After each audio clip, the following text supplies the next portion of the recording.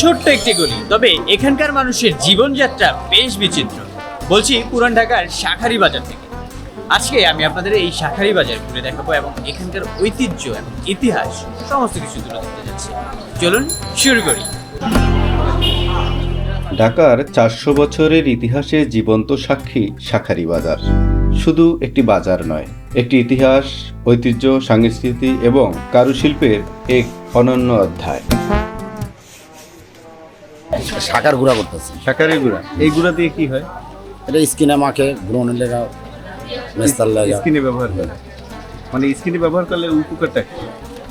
দাগ চলে যায়, দাগ চলে যায়। দেখা যায় যাদের ব্রণ আছে, মেস্তা আছে, সেগুলো গামাচি হলে আপনি এই শাঁখারী গুঁড়ো দিয়ে হচ্ছে যে মোটামুটি স্কিনে সবচেয়ে উপকারিতা। উপকারী। ক্রিম অনেকে ক্রিম বানায় এটা দিয়ে। আচ্ছা, শতাব্দীর পর শতাব্দী ধরে এই এলাকা বহন করে চলছে বাংলার হিন্দু শাঁখারী সম্প্রদায়ের গৌরবময় ঐতিহ্য।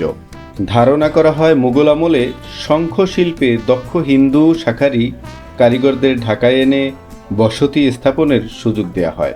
তারা মূলত সমুদ্রের শঙ্খ কেটে বিবাহিত হিন্দু নারীদের ব্যবহৃত শাঁখা তৈরি করতেন। তাদের পেশা ও পরিচয়ের কারণেই এলাকাটির নাম হয় শাঁখারী বাজার।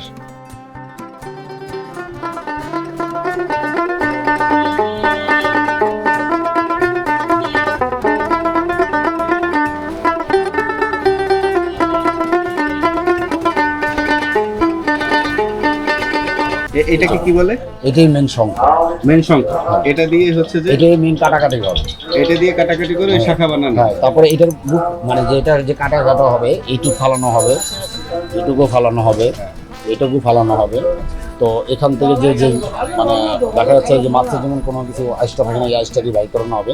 তারপর গেরা বেড়া করার পর তারপর আপনার এটার যে শঙ্কটা যে শাখাটা যে বের হবে, সে এটা হলো এন্ডটা। সেটা হচ্ছে এই যে এটা কি বললেন? হ্যাঁ, আছে আছে, মাল আছে। এইটা কেটেই হচ্ছে এটা এটা হবে। হ্যাঁ, এটার পরে আবার আরেকটা কাজ আছে, সেটা হলো আপনাকে আমি বলি। এই জিনিসটা যখন প্লেন হয়ে যাবে, সেটা হলো আপনার এই জিনিসটা হয়ে যাবে। আচ্ছা, লাগবে ফোন দিবেন। এখন এটাকে যখন নকশা করতে হবে, যে গুঁড়াটা বের হবে বা এটাতে যে গুঁড়াটা বের হবে, সেই গুঁড়াটা হলো আপনার স্কিনে মাখা। শঙ্খ জিনিসটা কোনো কিছুতে ফালানো যাবে না, সব কাজটাই লাগবে।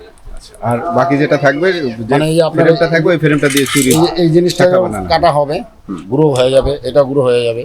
তো এটাকে নকশা করব, নকশা করতে গেলে আপনার এই যে নকশা আসবে, তখন এই জিনিসটা এখানে নকশা করতে হবে, তখন এই গুঁড়াটা বের হবে, ওইটাই আপনার আবার স্কিনে মাখার লাগে।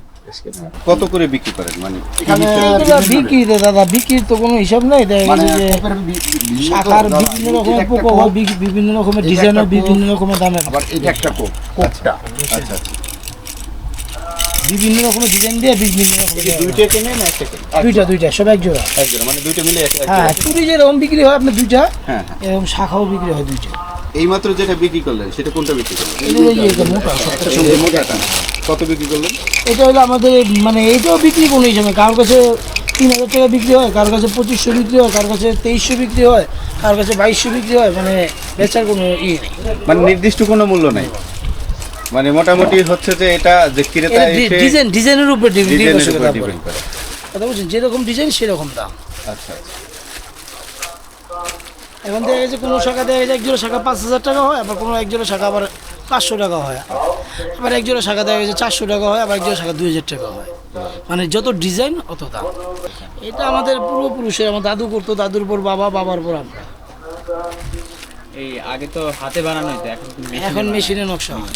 তো এটা কি আসলে এই গুণগত মান কি কমছে?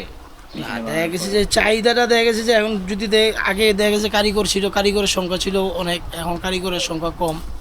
এখন দিন যাচ্ছে, সব প্রযুক্তি হচ্ছে, সব কিছুই দেখা গেছে হাতের জিনিস কিছুই নেই, সব মেশিন। শাখা সব রকমই চলে, ঠিক আছে।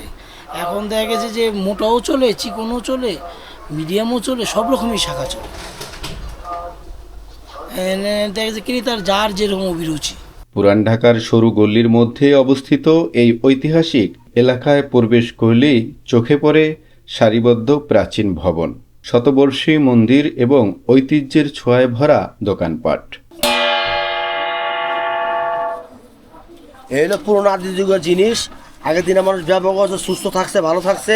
এখন বর্তমান যুগে এসে আমরা প্লাস্টিক মেলামেন্ট ব্যবহার করে আমাকে রোগ বেড়াং বেঁচে বাইরা। এখন আমরা মানুষের বই পুস্তক পড়ে থাকছে না, কাঁসা পিতল ব্যবহার করলে স্বাস্থ্যের জন্য উপকারী, তাই মানুষের কাঁসা পিতল ব্যবহার করে থাকে। আর এই স্বামী বিবেকানন্দের মধ্যে কাঁসা পিতল চলে আইছে। আর আমাকে দুর্গা পূজার সামনে উৎসব আইতে আছে, উৎসবে কাঁসা পিতল বেশি চলে। আর আগের থেকে মোটামুটি কাঁসা পিতল বেশি চলে। বর্তমানে যুগে আছে আধুনিক জিনিস খুঁজে, আধুনিক জিনিস খুঁজতে গিয়া দেখা পাচ্ছে রোগ গরম বেড়ে জায়গা। আর মাছ তারা স্কুল মিশে পোলা বানলে যে মাছ মাংস করবার চায় না, এই কারণে অনেক কাঁসা ভিতর জিনিসটার প্রতি মানুষের নজর দিচ্ছে না। কাঁসা ভিতর ব্যবহার করে দেওয়ার জন্য উপকার বেশি, এবং দামও হাতের নাগা লেগে আছে। দাম আগের মতো বাড়ে নাই বেশি।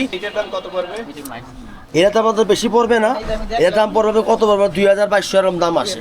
কেজি হলে আপনার 3600 টাকা, বর্তমান বাজার কেজি 3600। পিতল আপনার 1800, 2000, তামা নিলে 2500-2600 বর্তমানে বিক্রি হইতেছে। এই বিভিন্ন ধরনের ফুলের টব গাছ গুছ লাগায়, সুন্দর থাকে, সুন্দর দেখা যায়। এটা আমার মনে করে না তাহলে এই আগের দিনের ঐতিহ্য, রোগ ব্যারাম থেকে মুক্তি পাওয়া যায়, কোনো দূষিত জিনিস থাকে না। তো ভালো থাকে, সুন্দর থাকে এবং সুন্দর সুন্দর থাকে। সবসময় আগের দিন সবসময় ব্যবহার করবেন। এখানকার বাড়িগুলো সাধারণ বাড়ির মতো নয়। জমির স্বল্পতার কারণে এগুলো সরু কিন্তু অনেক উঁচু করে নির্মাণ করা হয়েছে। প্রতিটি ইট যেন অতীতের কোনো গল্প বলে। একসময় শাঁখারীবাজার ছিল পুরো বাংলার শাঁখা তৈরির অন্যতম প্রধান কেন্দ্র। এখানকার কারিগরদের তৈরি শাঁখা দেশের বিভিন্ন অঞ্চলের পাশাপাশি ভারতেও সমান জনপ্রিয় ছিল। আজকে দেখা গেছে আমার দাদু শাখা কাজ করতো, আমার বাবা দিছে, দেখা গেছে আমার বাবারটা আবার আমরা ধরে নিছি। প্রজন্মের পর প্রজন্ম ধরে একই পরিবার এই ঐতিহ্যবাহী শিল্পকে ধরে রেখেছেন। এগুলো কি দিয়ে তৈরি হয়? তৈরি হয় এটা হলো একটা শোলা আর একটা থার্মোকল।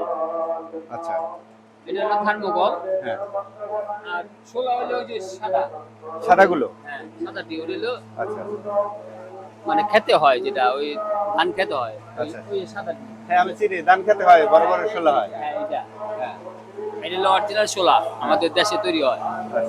আর এটা হলো ককশিট। এই ধরনের সাথে ককশিট থাকে। না না, ককশিট একটা আলাদা, শোলা একটা আলাদা, দুটো রকমের ক্যাটাগরি। যেমন এই সুন্দর একটা মুকুট দেখতে পাচ্ছি, এই মুকুটের দাম কত? এটা প্রাইস কত হয়? 1200 টাকা। 1200 টাকা। ব্রিটিশ আমল, পাকিস্তান আমল এবং বাংলাদেশের স্বাধীনতা সংগ্রামের নানা ঘটনায় শাঁখারীবাজার ছিল নীরব সাক্ষী।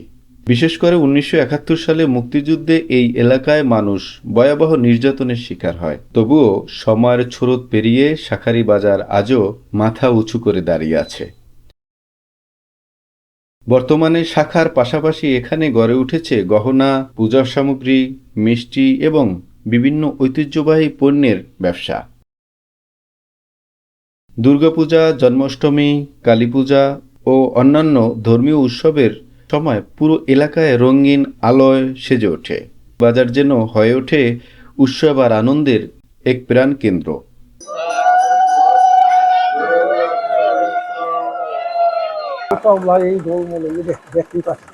তবলা, হারমোনিয়াম এগুলো মানে তৈরি করেন? এখন আর করতে পারি। এই যে ডোল, একতারা, দোতারা, এই জিপসি, আজকের আধুনিক ঢাকার মাঝেও শাঁখারীবাজার আমাদের মনে করিয়ে দেয় সেই সমৃদ্ধি ইতিহাস, যেখানে কারুশিল্প, সংস্কৃতি ও ধর্মীয় সম্প্রীতি এক সুতোয় গাঁথা ছিল। 400 বছরের বেশি পুরনো এই জনপদ শুধু পুরান ঢাকায় নয়, সমগ্র বাংলাদেশের ঐতিহ্যের এক অমূল্য সম্পদ। শাঁখারীবাজার, যেখানে প্রতিটি অলিগলি, প্রতিটি বাড়ি আর প্রতিটি শাখা বহন করে ইতিহাসের এক একটি জীবন্ত গল্প।